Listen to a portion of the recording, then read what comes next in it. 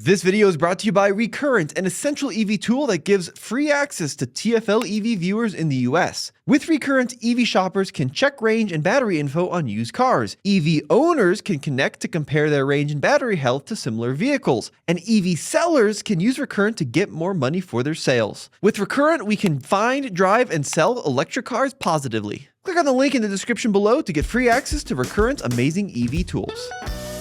Andre, do you remember when the original Kona came out? I think so, but it's been several years. Yeah, where do you think it was debuted for journalists? Was it on the Big Island? It was in Kona. And then of course, the Kona EV came along, and now we have right here the new 2024 Kona EV. And they've certainly made it interesting in terms of styling.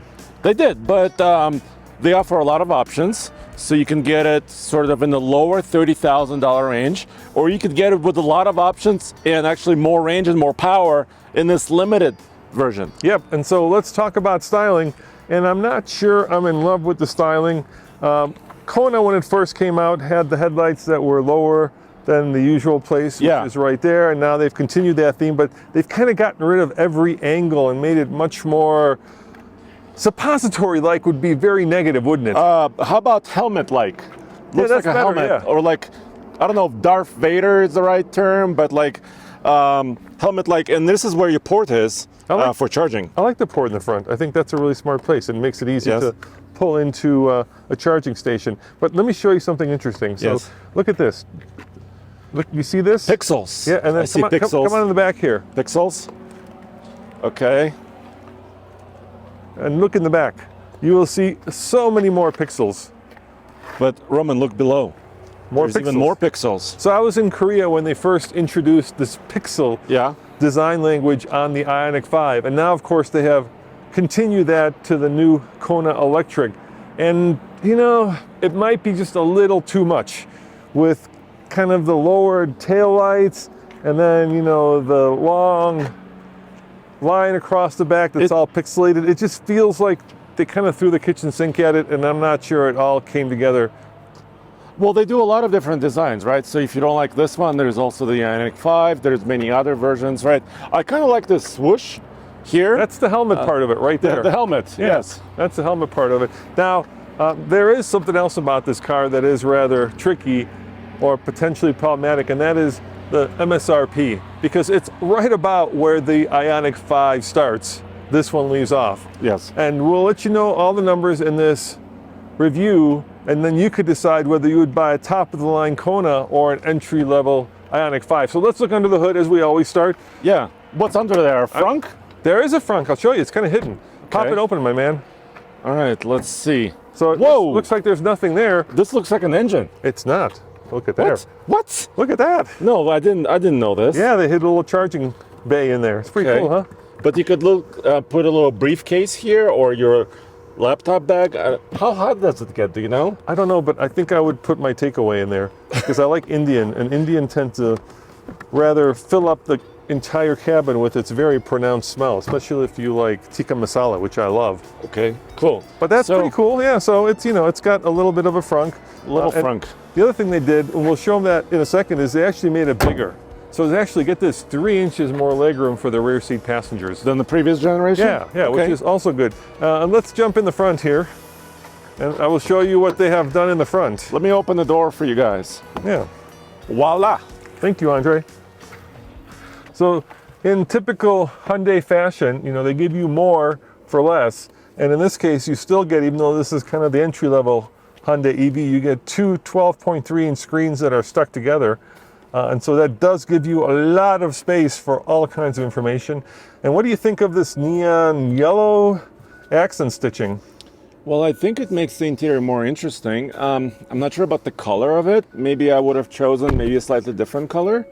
But I kind of like that they're accenting the interior. God, there's a lot of beeps. Roman, but where would I put my my water that I'm drinking right now? You mean the TFL Ike Gauntlet? Yes. That you can buy at TFLstuff.com? Yeah, at TFLstuff.com.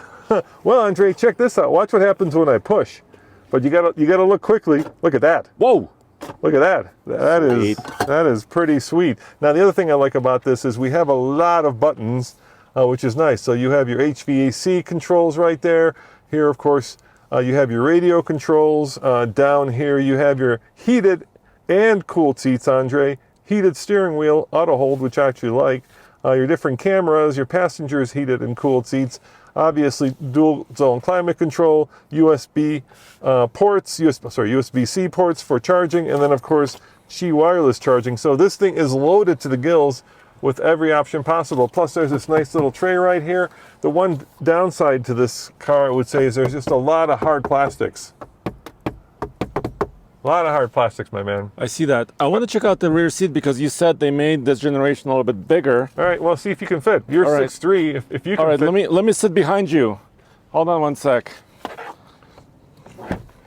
If you can fit, pretty much everybody can fit. Almost. How do you do? How are you doing up there? Well, my knee is touching your seat just a hair. But I sit really far back Yes. because I've got crazy long legs. My hair is touching the ceiling just a little bit. But you know what? I love little hatchbacks. I used to own a Golf, a VW Golf, and this is not bad. I mean, I could go for a relatively shorter ride, maybe not cross country like this, but it's not bad. Let me show you the way back here because there's a lot of room back here. Check this out. Okay. Look at this. Come look. That's a lot of room, Andre. And you've got like a, I'd say it's a 80-20 folding seat. That's the beauty of a hatch. Before you Roman. open that up, Yes. what do you do if you get a flat tire? You need to change it. No, you can't. What? You can't change it, but you can use this, Open it. Andre. You can use the tire mobility kick. Look at that. Well, what do you think? What do you think's in the tire mobility kit? Probably an air compressor and a little patch kit, maybe. Exactly. It's basically fix-a-flat. So there's your sealant, and there's a little air compressor. So it will work for some small punctures, but not a blowout. Well, if you blow out a sidewall, you're not going to do anything. You're done. And you can see that they, once upon a time, or maybe in some markets, they do have. Or they had one. They had one, but now you just get this little tire mobility kit. I'm not sure I'm in love with that. But there's a lot of space. But there's a lot of space here. There's a lot of space, yeah. All right, let me see if I can do this gracefully. All right. Oh, there's different heights. Oh, I see now. That seems like a lot of faff for not a lot of utility. There's a height there, and there's a height there. Do you see the difference? Like I said, a lot of faff. All right, let's go for a ride, my man. Hop in. Sweet. And I will give you some important numbers. I want to know about range. I want to know about power. I want to know a lot of things. Can you remember the number one? What? Can you remember the number one? What's that? You have to remember. So it's got officially 261 miles of range. Ah, and 201 horsepower. Oh, so one plays a big part in that. Yes. Okay. But there's no one. It's a 65 kilowatt hour battery, and unlike the Ioniq 5, it doesn't have 800-volt architecture, so it only charges at 100 kilowatt hours, as opposed to. What do you think about this shifter stock? Yeah, Hyundai's been doing that. I'm kind of getting used to it. I mean, it's not that hard to figure out, right? Forward, reverse, park. But for some vehicles, if your steering wheel may be blocking it, like when you get into the vehicle, I found that in some vehicles it blocks the view of this. I agree. But right now you could see it. But I love this. I love when you look at the camera, when you turn signal left, and then you get the camera when you turn signal right. That's pretty cool, huh? Mm-hmm. I mean, that's not bad. And then we do have different drive modes. Check this out. So I'm going to go into Sport. Oh, yeah. So 201 horsepower. And what do you think these do? You shift the transmission with it. Exactly. No, you don't shift the transmission with it. No, these these are your regen braking. Okay. So you can increase regen braking by using these, which is kind of goofy. All right, we'll give it the beans. I can't. I'm in the parking lot. I can't give it the beans. Well, on the side road. So officially, the last Kona EV actually was quicker. This has lost about 0.7 of a second, 0 to 60. But Roman, here's what I would argue. Why does a daily commuter, why do they need huge amounts of power? They don't. Especially since they're only front-wheel drive. Yes, they don't. And they don't need huge amounts of range either. All right, so in sport mode, I'm going to give it a little bit of the electrons here. Okay. Officially, it's supposed to be 7 seconds. Here we go. Ooh, 3 of us in here. It builds a little bit. Okay, now it goes. It feels turbocharged. It feels very... It starts gently and then it kind of punches. Okay, if it were internal combustion engine, I'd be like, that's quick.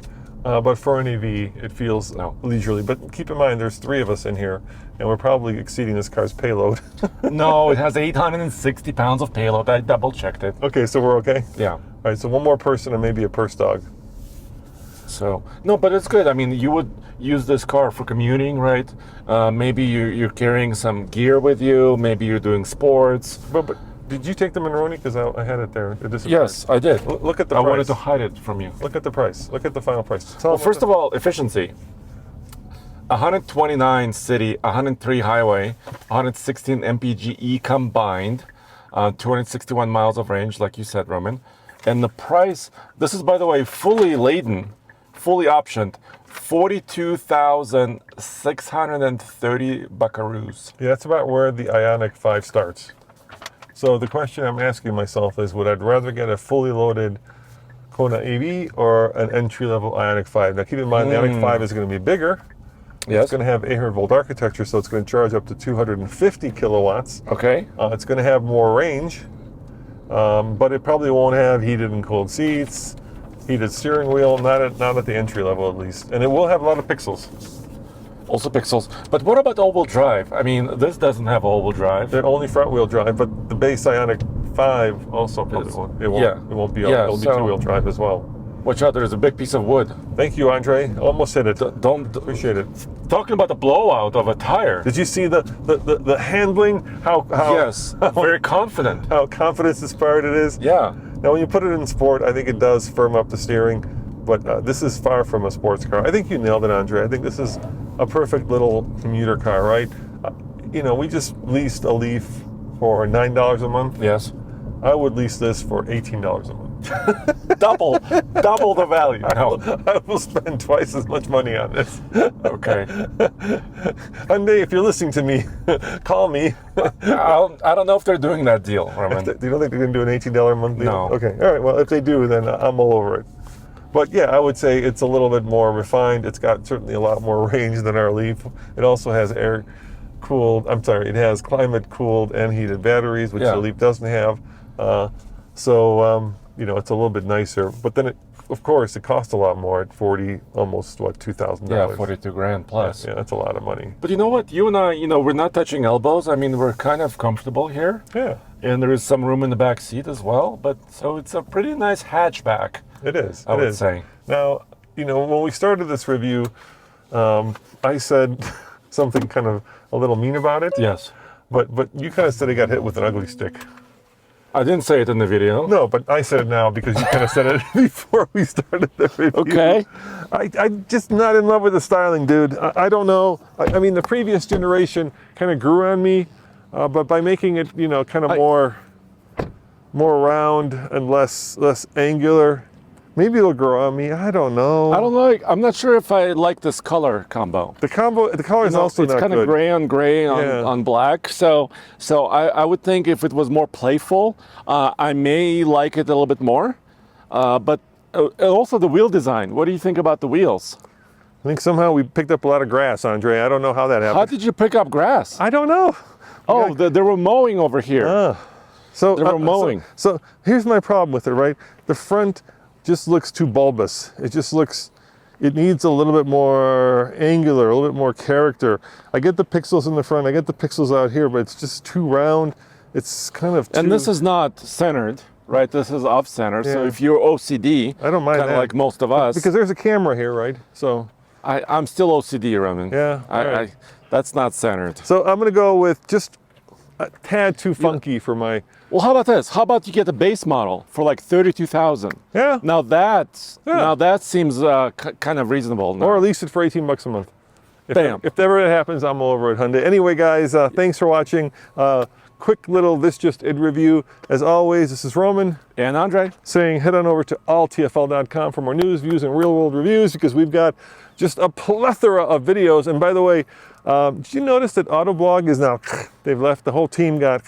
Yeah, do you know, I heard that company that owns 5 Hour Energy, they also own other companies like Sports Illustrated, and now they own Autoblog.com. So if you guys value independent journalism like this, Please stay here. Yeah, no. Head on over to patreon.com/TFL and help support the team because it's getting rough out there in the automotive world.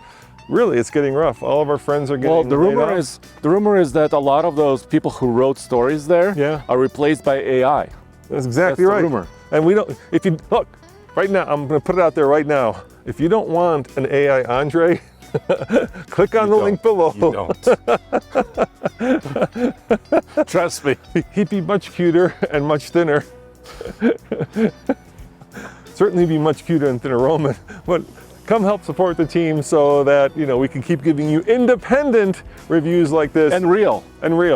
Yes. World reviews. See you guys next time. Ciao. Thanks. You guys love car and trucks? Well, I've got 3 great podcasts that you will enjoy listening to because we are deep into cars and trucks. And talking about trucks, right here is my man Andre and Case working on the next episode of Talking Trucks, where they delve deep into everything that is truckish, including breaking truck news, talking about the different models that are coming up, and of course, tearing down the world of trucks as only Andre and Case know how to do. But if trucks are not your thing and cars are sort of your thing, check out Carish, our podcast that is sort of car adjacent with Jen and Mary being the ish part of Carish. And finally, Tommy and myself talk all about cars at TFL's Car Chat, where we look into the newest models, talk about what's happening in the world of cars, break down the latest news. All 3 of these podcasts are available wherever you get your podcasts, so check them out. I think you'll really enjoy them.